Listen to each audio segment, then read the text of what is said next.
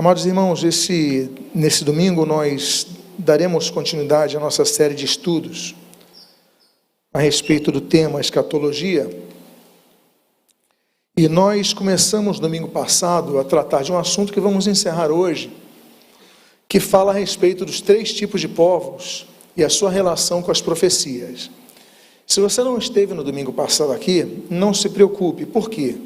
Porque todos esses estudos estão sendo gravados e estão disponíveis, tanto no YouTube como no Spotify. Os esboços estão disponíveis também em nossa página. Então você pode pegar o que você não pegou no último domingo e você pode estudar isso quanto à continuidade desses 3 tipos de povos. Mas nós vamos fazer aqui um breve resumo, um resumo muito rápido a respeito disso. E nós então mencionamos no domingo passado que a igreja é o corpo que surge da união de judeus e gentios, ou seja, não judeus, que se convertem a Cristo.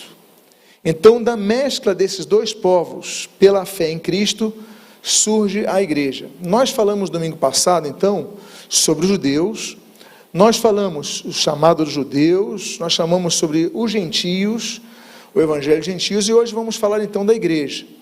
Então, nós vamos dar aqui essa breve síntese quanto ao que nós estudamos.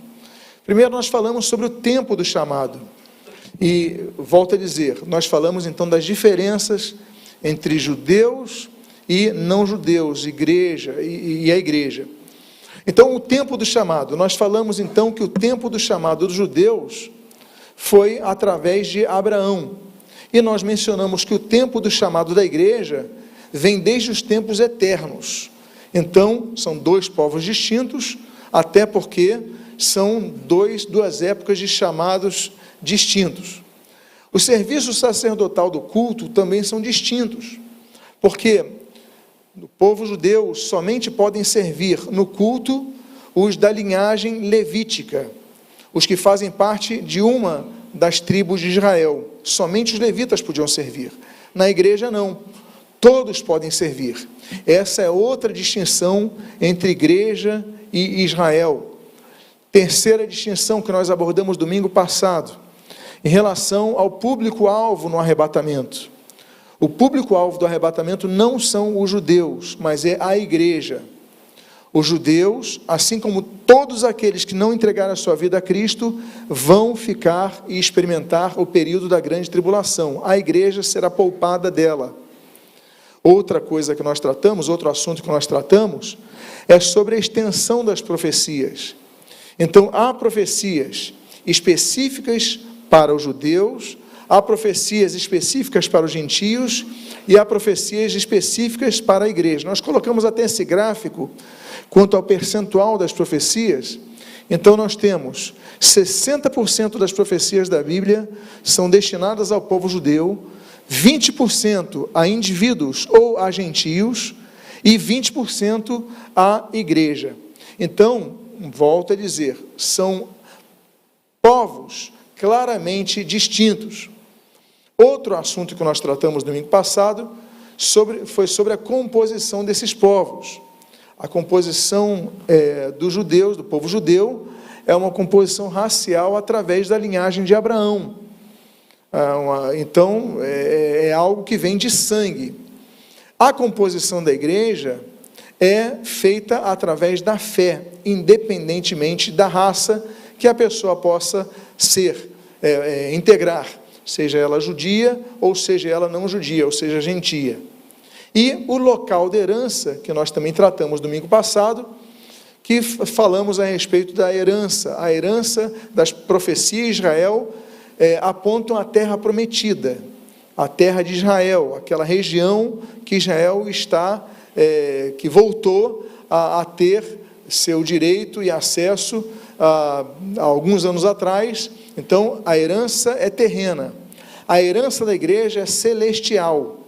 Então, essa é outra diferença que nós abordamos domingo passado em relação a Israel e a igreja. E, por fim, a questão da aceitação do Messias. O povo de Israel não aceita Jesus como Messias. E a igreja aceita Jesus como Messias. Lembrando a vocês que Messias é uma palavrinha hebraica, né, Mashiach, e Cristo é a mesma palavrinha em grego, e as duas significam ungido. Ou seja, nós cremos que Jesus é o Cristo de Deus, nós cremos que Jesus é o ungido de Deus, por isso que nós o chamamos de Jesus Cristo. Então, alguns até associam como Cristo fosse o seu próprio nome, e não é. É um título, ou seja, Jesus ou Messias. Hoje nós vamos então falar sobre o surgimento desse terceiro povo, que é a igreja. Pois bem, durante o ministério terreno, Jesus começou a lançar sobre a sua pessoa e sua obra a estrutura da igreja.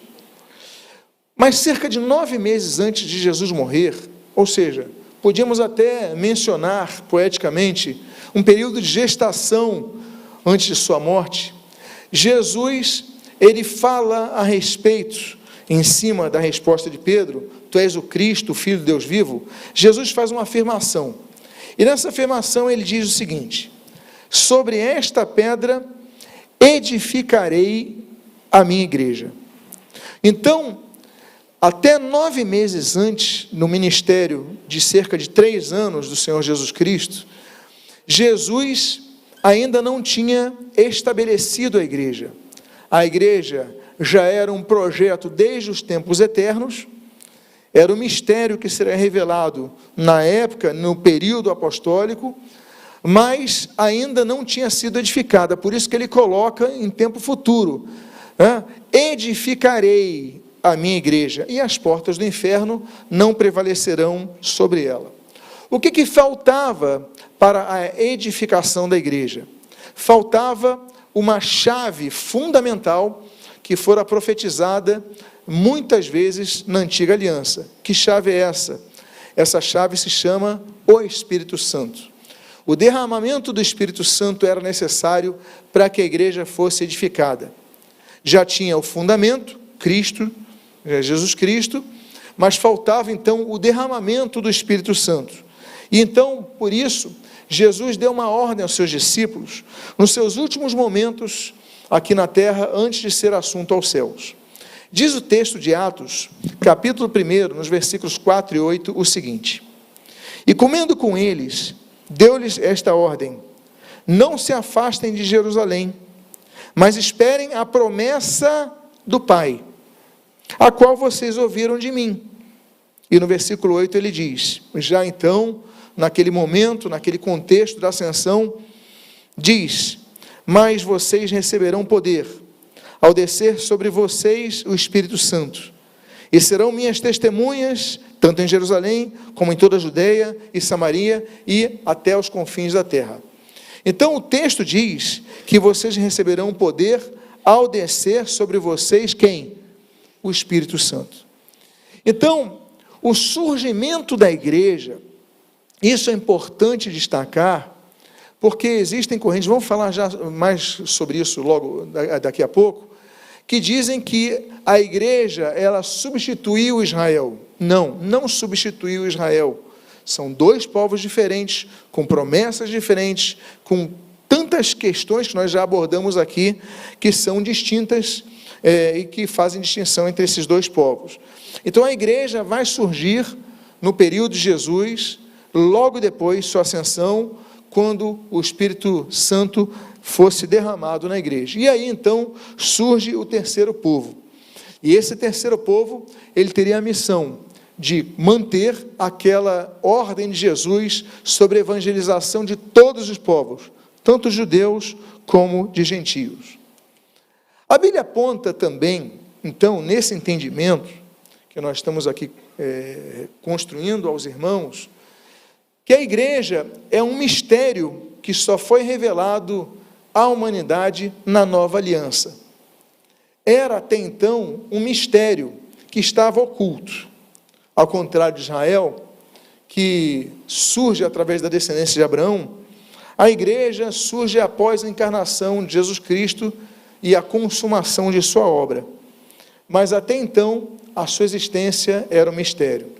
Por isso que você vê muitas questões, nós vamos depois abordar, antes de eu ler esse texto, nós vamos depois abordar sobre a questão do reino de Deus.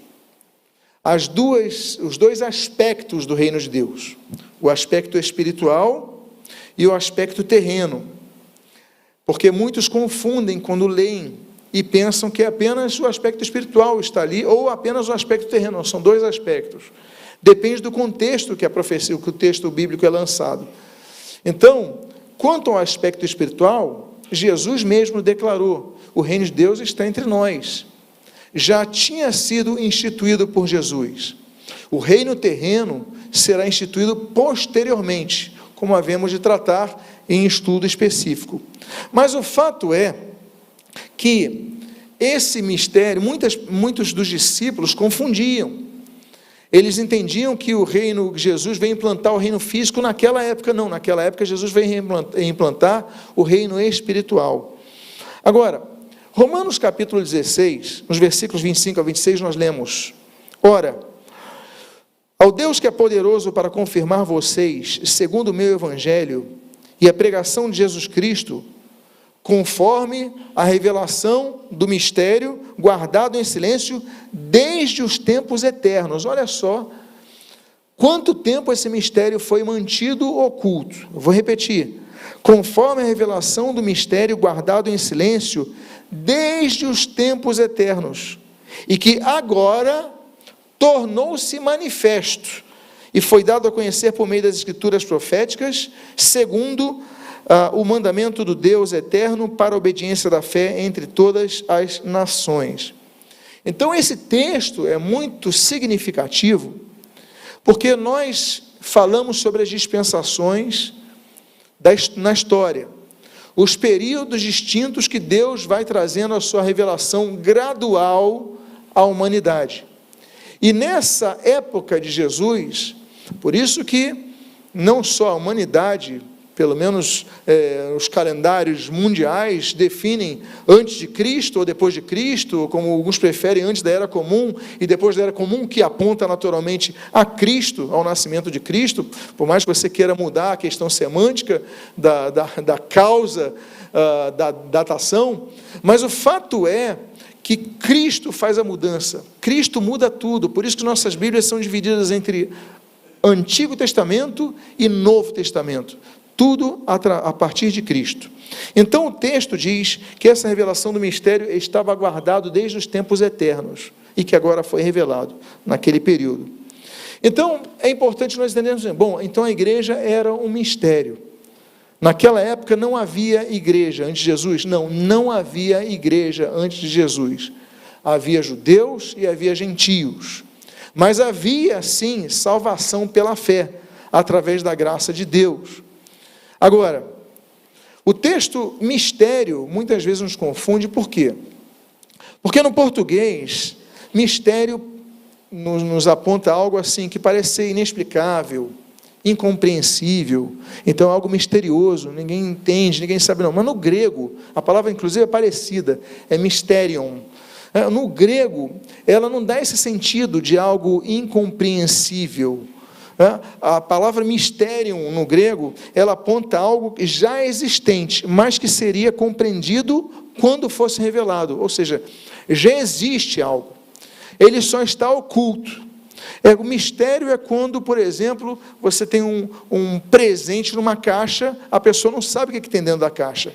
O presente já existe, já foi comprado, foi embrulhado, já está disponível ao, digamos, aniversariante, mas ele só vai entender quando ele abrir o embrulho. Esse embrulho, então, se me permitem essa exemplificação, ele foi aberto no período de Cristo. Então, foi compreendido no período de Cristo. O texto de Colossenses, capítulo 1, versículo 25, vai dizer, então, que mistério é esse? A Bíblia diz o seguinte: da qual me tornei ministro de acordo com a dispensação da parte de Deus, que me foi confiada em favor de vocês, para dar pleno cumprimento à palavra de Deus. O mistério, mais uma vez ele fala sobre isso, o mistério que esteve escondido durante séculos e gerações, mas que agora foi manifestado aos seus santos. A estes, Deus quis dar a conhecer a riqueza da glória deste mistério entre os gentios, que é Cristo em vocês, a esperança da glória. Então, este mistério revelado na época de Cristo foi o surgimento de um corpo, de um povo, que era composto não apenas dos judeus, como muitos dos judeus entendiam quanto à vinda do Messias, e até hoje entendem. Mas o mistério que foi revelado foi de que surgiu um povo que era composto tanto de judeus como de gentios, que se uniam através da fé em Cristo num só corpo, que era a igreja. Então o texto de Efésios, capítulo número 3, versículo 6, diz assim: o mistério é que os gentios são co-herdeiros, membros do mesmo corpo e coparticipantes da promessa em Cristo Jesus por meio do Evangelho. Ou seja, aos judeus, Jesus fala, olha, o mistério foi revelado. O mistério é que Jesus chamou também, não só os judeus, mas também os gentios para a salvação. Estão unidos num só corpo, diz assim, são co-herdeiros e membros do mesmo corpo. Então não há mais diferença na igreja entre judeus e gentios. Nós somos igreja, somos um terceiro povo. Agora, o fundamento desse corpo, desse terceiro corpo que surge, desse terceiro povo que surge, o elo que une esse povo, a base que estabelece esse povo é Jesus Cristo, tão somente Ele. Cristo é a pedra desse povo que está sendo construído como um edifício, mas ela é chamada pedra angular. A pedra angular era a pedra que ficava na esquina, nem sempre é a pedra fundamental, muitos confundem pedra fundamental com a pedra angular. A pedra angular, ela ficava na esquina, a partir dela, então começavam as construções. Ela recebia a carga, eu não sou engenheiro, tampouco sou arquiteto, mas ela recebia, então, a carga inicial vai sendo baseada nela, o peso vai sendo distribuído posteriormente, mas ela é o início da construção desse edifício. Por isso é que o apóstolo Pedro, ele vai dizer ali, em 1 Pedro capítulo 2, versículos 4 e 5, chegando-se a ele a pedra que vive, rejeitada assim pelos homens, mas para com Deus eleita e preciosa, também vocês, como pedra que vivem, você está falando da igreja, são edificados casa espiritual para serem sacerdócio santo, a fim de oferecerem sacrifícios espirituais agradáveis a Deus por meio de Jesus Cristo. Pois isso está na Escritura, eis que põe em Sião uma pedra angular, eleita e preciosa, e quem nela crer não será envergonhado.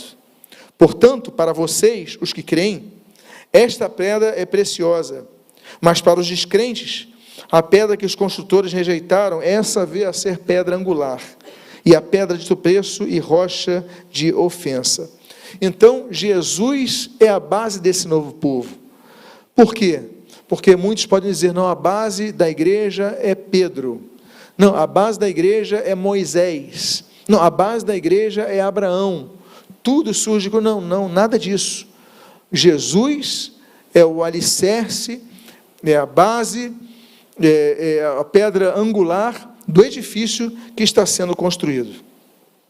A igreja, portanto, é um organismo espiritual composto de pessoas de diferentes raças.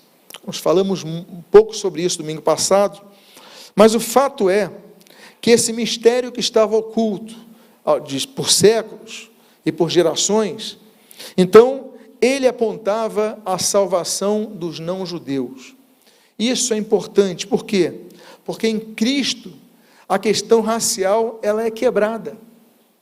Não há brasileiros, argentinos, ou índios, não há diferença entre nós. Em Cristo a questão racial ela deixa de existir. Somos um povo que vive em amor, alicerçados na fé em Cristo Jesus, que nos foi outorgada pela graça de Deus.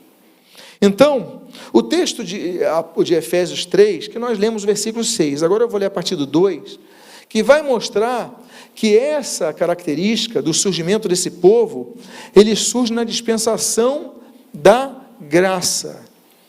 Volto a dizer, nós vamos trabalhar daqui a alguns domingos sobre todas as dispensações, a dispensação da inocência, a dispensação da consciência, a dispensação do governo humano, a dispensação patriarcal, a dispensação da lei. Vamos falar sobre todas as dispensações. A dispensação da graça é o período de tempo, a época que estamos vivendo nos dias de hoje. Efésios 3, de 2 a 6, diz assim: se é que vocês ouviram a respeito da dispensação da graça, olha aí o texto, de Deus, a mim confiado em favor de vocês, pois segundo uma revelação me foi dado a conhecer o mistério, conforme escrevi há pouco, resumidamente. Ao lerem o que escrevi, poderão entender a minha compreensão do mistério de Cristo, o qual, em outras gerações, não foi dado a conhecer aos filhos dos homens, mas como agora foi revelado aos seus santos apóstolos e profetas pelo Espírito. Aí ele resume o que nós já lemos. Eu vou repetir esse texto, versículo 6. O mistério é que os gentios são co-herdeiros, membros do mesmo corpo e co-participantes da promessa em Cristo Jesus por meio do Evangelho. Então, não existe essa questão maligna do racismo na igreja. Somos um corpo interracial, internacional, mas unidos. E se tem uma cor que nos caracteriza, é a cor do sangue de Jesus. Essa é a cor que nos caracteriza. A igreja, portanto, ela surge como um corpo espiritual que vai unir não apenas distintas raças, mas vai unir também distintos estratos sociais. A questão da estratificação social, no corpo de Cristo, ela também é quebrada.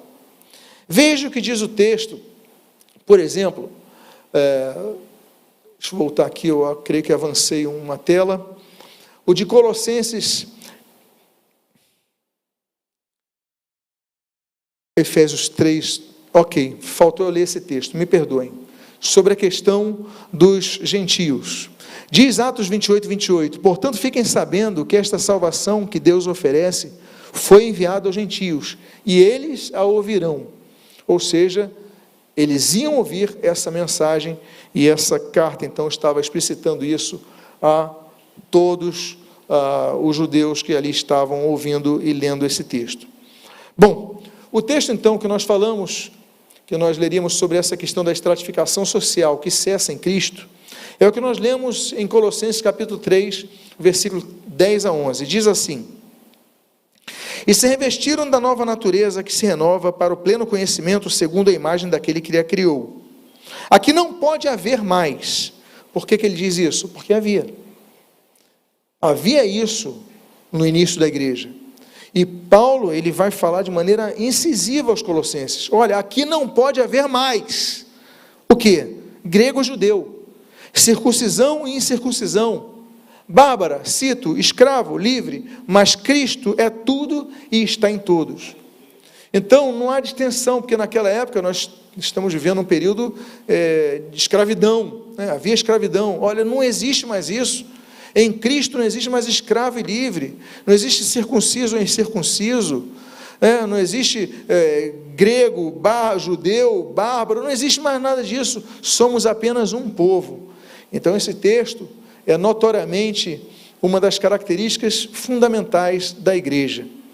E esse novo povo, então, é denominado assim, então, esse novo povo chamado de corpo de Cristo. Diz o texto de 1 Coríntios, capítulo 12, do versículo 12 e 13, o seguinte: porque, assim como o corpo é um e tem muitos membros, e todos os membros, mesmo sendo muitos, constituem um só corpo, assim também é com respeito a Cristo, pois em um só Espírito todos nós fomos batizados em um só corpo, quer judeus, quer gregos, quer escravos, quer livres, e a todos nos foi dado beber de um só Espírito. É o que nós mencionamos ao partilharmos do pão na ceia do Senhor nesta manhã, não é verdade? Somos partes de um só corpo de Cristo. O texto de Romanos 9, ele aponta a uma profecia de Oséias. E o texto diz assim: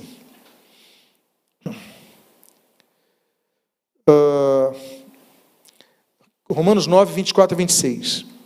Estes vasos somos nós, a quem também chamou, não só dentre os judeus, mas também dentre os gentios, como também dizem Oséias: chamarei de meu povo aquele que não era meu povo, e de amada aquela que não era amada.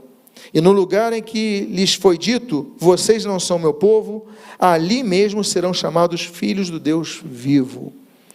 Ou seja, até Cristo, então nós tínhamos a denominação judeus e gentios, o povo de Deus e os gentios.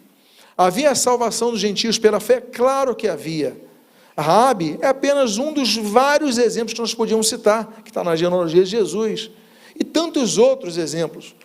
Agora, o fato é que, coletivamente, a distinção, o chamado, o propósito da instituição de Israel era que fosse o povo de Deus, e eles falharam, eles quebraram a aliança. Por exemplo, não aceitaram o Messias, quebraram a aliança várias vezes ao longo da história e receberam juízo por causa disso.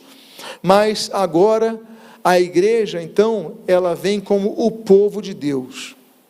Então, Israel não salvo não é o povo de Deus. Israel, dentre os que forem salvos, são igreja, portanto são povo de Deus. Os gentios que forem salvos são povo de Deus, sem distinção nenhuma. Agora, também se alguns dizem, e eu preciso declarar de maneira muito clara a discordância a essa ideia, de que a igreja é o Israel de Deus.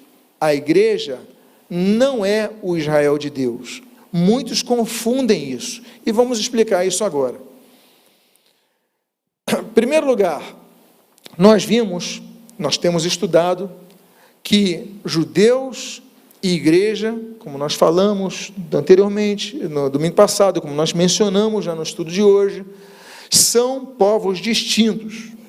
Só no livro de Atos, nós vemos, só mencionando o livro de Atos, pegando um bloco das Escrituras Sagradas, nós vemos uma clara distinção nas menções. Veja só esse gráfico.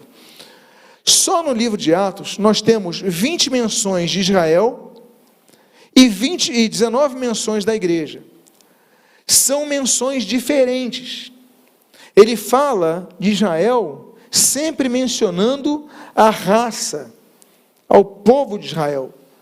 Ele fala da igreja mencionando esse corpo multiétnico.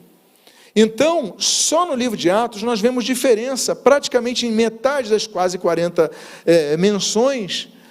Quando é igreja, quando é Israel. E não é tudo igreja mencionado uma vez como igreja e outra vez como Israel, não, são menções distintas. Então, quem seria o Israel de Deus mencionado na Bíblia? Bom, o Israel de Deus são os judeus que se convertem a Cristo. Essa diferença é mencionada até para fazer uma separação entre o Israel de Deus e Israel segundo a carne. Vejamos, Gálatas capítulo 6, versículos 15 e 16, nós lemos o seguinte: pois nem a circuncisão é coisa alguma, nem circuncisão, mas o ser nova criatura, aquilo que nós temos falado aqui, a igreja. E a todos os que andarem em conformidade com essa regra, paz e misericórdia sejam sobre eles e sobre o Israel de Deus. Então, dentre a igreja, então nós falamos de 3 povos: judeus, gentios e a amálgama desses dois, melhor dizendo, a junção desses dois, a interseção desses dois, a igreja. Dentro da igreja, os judeus que se converteram e que fazem parte da igreja, estes sim, são chamados Israel de Deus. Então, os gentios que se convertem a Cristo não são o Israel de Deus. Essa menção, inclusive, eu falei já para vocês, a menção de Israel segundo a carne, como nós lemos em 1 Coríntios capítulo 10, versículos 17 e 18, nós lemos assim: porque nós, embora muitos, somos unicamente um pão, que nós falamos há pouco, um só corpo, porque todos participamos do único pão. Considerem Israel segundo a carne. Não é verdade que aqueles que se alimentam dos sacrifícios são participantes do altar? Então ele fala dessa maneira clara da igreja e de Israel segundo a carne. São povos diferentes. É importante nós compreendermos isso, por quê? Porque existe uma teologia que vai ser desenvolvida só em Agostinho, né, final do século IV, século V. Agostinho de Hipona, ele vai ser um grande teólogo, mas ele vai desenvolver e vai ter uma produção vastíssima, frutífera, enorme, mas nem toda ela a gente tem que concordar, deve concordar, a gente tem que analisar as Escrituras. Por quê? Porque ele não é canônico o texto dele. E ele, então, ele faz essa menção de que a igreja é o Israel de Deus e que a igreja substituiu o Israel. Não, não são. Existem promessas ainda a serem cumpridas unicamente com o povo judeu. Profecias que vão ser cumpridas unicamente com o povo judeu. E existem profecias que serão cumpridas unicamente pela igreja, como povos distintos. Então, muitos confundem. Por quê? Porque a Bíblia vai falar de que nós somos os filhos de Abraão, a igreja. Mas isso, ele aponta a questão da fé, a herança das bênçãos que nós recebemos através da aliança abrâmica, inclui a salvação dos não-judeus, dos gentios. Então, isso é importante. Veja o que diz o texto de Gálatas, capítulo 3, versículos 6 a 8. É o caso de Abraão, que creu em Deus, e isso lhe foi atribuído para a justiça. Saibam, portanto, que os que têm fé é que são filhos de Abraão. Ora, tendo a Escritura previsto, atenção para isso, porque muitos leem só a primeira parte, não leem essa segunda. Veja o que diz a segunda parte. Ora, tendo a Escritura previsto que Deus justificaria os gentios pela fé, preanunciou o Evangelho a Abraão, dizendo, em você serão abençoados todos os povos. Então, nós, não é porque somos filhos de Abraão pela fé que nós somos judeus. Os judeus são judeus, gentios são gentios, mas a igreja acaba essa questão toda e nós somos igreja de Cristo. Agora, somos filhos de Abraão pela fé? Somos. Somos judeus? Não, não somos. Quer dizer, alguns são, outros não são. A Bíblia diz em Romanos capítulo 15, versículo 27, na sua segunda parte, o seguinte: os gentios têm sido participantes dos valores espirituais dos judeus. Então, muito do que a igreja tem, ela deve ao que Deus já revelara aos judeus. Muitas das promessas dos judeus, lembram-se que nós estudamos sobre as profecias de múltipla referência? Nós, então, analisamos, estudamos, arrazoamos, compartilhamos a respeito de profecias que são atribuídas a mais de um destinatário, como várias das profecias, como a própria Nova Aliança, que tem profecias que se atribuem aos judeus, tem profecias que se atribuem à igreja. Vamos estudar posteriormente sobre isso. Então, o texto, então, é claro: os gentios têm sido participantes dos valores espirituais dos judeus. Então, esse termo Israel de Deus, ele aponta aos judeus convertidos como ramos naturais enxertados na oliveira. O texto de Romanos capítulo 11, versículos 21, 23 e 24 diz assim: porque se Deus não poupou os ramos naturais, também não poupará você. Continua no 23. Eles também, se não permanecerem na incredulidade, serão enxertados, pois Deus é poderoso para os enxertar de novo. Pois, se você foi cortado daquela que por natureza era uma oliveira brava, e contra a natureza foi enxertado numa oliveira boa, quanto mais esses, que são ramos naturais, serão enxertados na sua própria oliveira. Ou seja, então, a partir do momento que a partir do momento que a igreja surge, a igreja é manifestada, a igreja é revelada, a igreja é edificada, então, esses ramos, os judeus, eles são enxertados na oliveira, que é Cristo. assim como os gentios. E, por fim, todas as 73 vezes que Israel é mencionado no Novo Testamento, se faz o apontamento ao povo étnico dos judeus, distintos da igreja, como nós podemos ver nas páginas do Novo Testamento. Então, volto a dizer, todas as manifestações dos pactos divinos e as consequentes profecias apontam a um ou mais desses 3 tipos de povos, que são judeus, gentios e a igreja.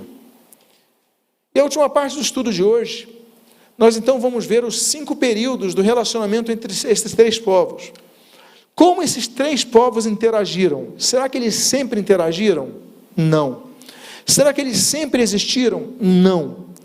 Então, existem 5 períodos na história, passada, presente e futura, que nós podemos ver o relacionamento entre eles. O primeiro período da história é no passado, quando havia apenas um povo, e o povo que existia eram os gentios. No primeiro período da história não havia judeus, e no primeiro período da história não havia igreja. Volto a dizer, igreja é edificada na época de Cristo. Os judeus, eles surgem a partir de Abraão. E antes de Abraão? Uma vez eu ouvi alguém dizer assim, não, porque Adão falava hebraico. Eu falei, mas o hebraico não existia na época. Nós não podemos saber que idioma falava Abraão, a Bíblia não especifica. Mas não existia hebraico, não existia povo judeu. Ah, mas Caim, Abel eram judeus. Não eram judeus, não existia judeu. Eram todos gentios.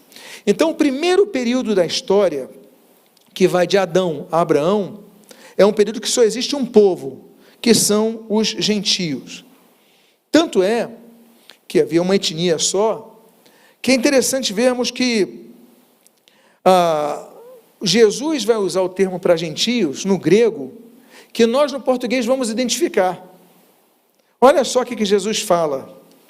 Eu vou ler aí para você entender o som, como vai surgir esse termo grego aí. O texto de Mateus 18,16 diz assim, e, se ele não os atender, dize-o à igreja, e, se recusar ouvir também a igreja, considera-o como gentios. O texto ali diz, etnikos, diz aos gentios, e considera como gentio e publicano, ou seja, considera como etnikos, etnia. Então, o primeiro povo era o gentio, ou o etnikos, que existiu na terra. Então, eu volto a dizer, a abrangência histórica, ela vai de Adão a Abraão, e a sua duração é de cerca de 2.000 anos aproximados. Aí nós temos um gráfico, então, que já vai apontar os 5 períodos do relacionamento. Então, de Adão a Abraão, temos aqui apenas um povo, os gentios. Pois bem, o segundo período também já ocorreu. E naquele segundo período, após Abraão, passam a existir 2 povos, os gentios e o novo povo que surge ali, que são os judeus.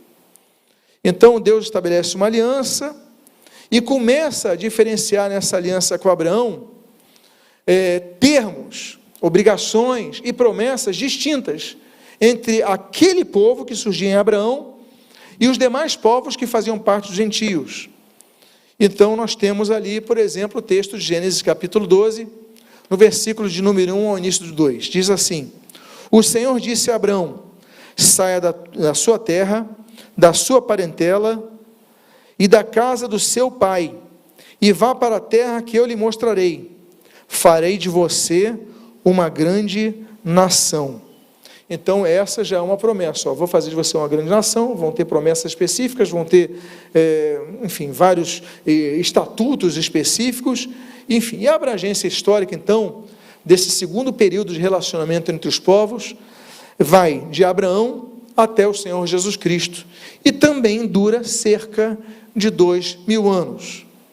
Então, nós temos um outro gráfico, que vai, então, sendo construído aqui. Primeiro período de relacionamento, Adão, Abraão, gentios, só um povo. Segundo período de Abraão a Jesus, 2 povos, gentios e Israel. Só que a gente entra agora no terceiro período, que é o período atual, que é a chamada dispensação da igreja. E nessa dispensação da igreja, como nós falamos hoje, surge um terceiro povo, que vai se relacionar com os outros 2 povos, que é a igreja. Então nós temos gentios, judeus e igreja. E aí então, nós já falamos sobre isso, que é um povo que não surge através da genética, mas surge pela fé. E aquilo que Jesus fala em Mateus capítulo número 16, dos versículos 15 a 18. Ao que Jesus perguntou: e vocês, quem dizem que eu sou? Respondendo, Simão Pedro disse: o Senhor é o Cristo, o Filho de Deus vivo. Então Jesus lhe afirmou: bem-aventurado é você, Simão Bar-Jonas, filho de Jonas, porque não foi carne e sangue que revelaram isso a você, mas meu Pai que está nos céus. Também eu lhe digo que você é Pedro, e sobre esta pedra edificarei a minha igreja. Falamos sobre isso, e as portas do inferno não prevalecerão sobre ela. Então, a abrangência desse período histórico vai do advento de Jesus até o derramamento do Espírito Santo, como diz na igreja. E a sua duração? Bom, aquela dispensação durou, aquele período de relacionamento durou 2000 anos, de Adão a Abraão, Abraão a Jesus, 2000 anos, e agora 2000 anos? Bom, isso muitos elucubraram por causa dessa sequência, no ano 2000. Muitos chegaram à ousadia de afirmar que Jesus voltaria, quando Jesus foi claro que ninguém pode datar a data do seu retorno. Então, por isso, a sua duração é impossível de saber. Ninguém pode afirmar quando Jesus vai voltar, nem o dia, nem a hora. Agora, esses 2 eventos, esse período é balizado por 2 eventos. Quais são? A vinda de Jesus e o retorno de Jesus quanto ao arrebatamento da igreja.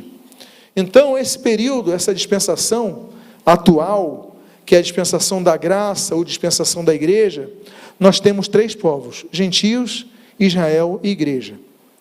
Agora vem a quarta, e as 2 próximas dispensações são dispensações futuras. Vem a quarta dispensação, e nela nós temos uma mudança na configuração dos povos. Esse período futuro, ele aponta a um povo, que é a igreja, e os que vão nascer durante o período milenial. Durante o período milenial não vai haver mais gentios. Por quê? Porque quando do retorno de Jesus, então todos vão reconhecer Jesus como Messias, vai haver a conversão em massa, vai ser vista notoriamente a volta de Jesus, enfim, e vai se estabelecer o reino milenial de Cristo. Depois vamos tratar sobre isso especificamente em alguns domingos. Mas o fato é que nesse período, então, nós teremos só a igreja. Agora, além da igreja, nós temos os que vão nascer durante o milênio. E aí que está, o pecado não será erradicado. A igreja tem os convertidos, mas também tem os desviados. E os não nascidos precisam de uma experiência com Cristo. Não nascidos, renascidos em Cristo, precisam de uma experiência com Cristo. Então, nesse período, nós vamos ter um período de rebelião contra o governo de Cristo no final do milênio, que vai, então, marcar o final daquela dispensação. Então, qual é a abrangência histórica desse quarto período de relacionamentos? O período do milênio, que vai durar 1000 anos ou 1000 anos simbólicos, e aí não podemos especificar com exatidão em relação ao termo milênio. O fato é que no primeiro período havia só gentios, no segundo período havia gentios e Israel, no terceiro período havia gentios, Israel e a igreja, e na dispensação de milênio haverá só a igreja, além dos nascidos no período. E por fim, o quinto e último período, a dispensação do estado final e eterno, será composta apenas de um povo, que é a igreja. Restará para viver a eternidade apenas a igreja. Não haverá mais gentios, não haverá mais judeus, todos em Cristo, a igreja, viverão a eternidade. E a abrangência, então, histórica, após o milênio, começará essa última dispensação, e a duração, toda a eternidade do porvir. E aqui, fechando esse gráfico, nós temos períodos gentios e judeus, períodos gentios, Israel e igreja, períodos de igreja nascidos naquele período milenial, e, por fim, o último período, somente um povo. Começa com o povo, termina com o povo, que é a igreja. Próximo domingo, nós adentraremos então no estudo a respeito das dispensações. Vamos estudar sobre a divisão da história entre dispensações e alianças. E vamos começar então falando sobre as dispensações, e vamos mencionar naturalmente o dispensacionalismo, né? E vamos então conversar a respeito disso, estudar, analisar conjuntamente a respeito da história da humanidade nessa divisão. Que Deus possa ter abençoado a sua vida de maneira rica e abundante, em nome de Jesus. Amém? Vamos ficar de pé, vamos fazer uma oração.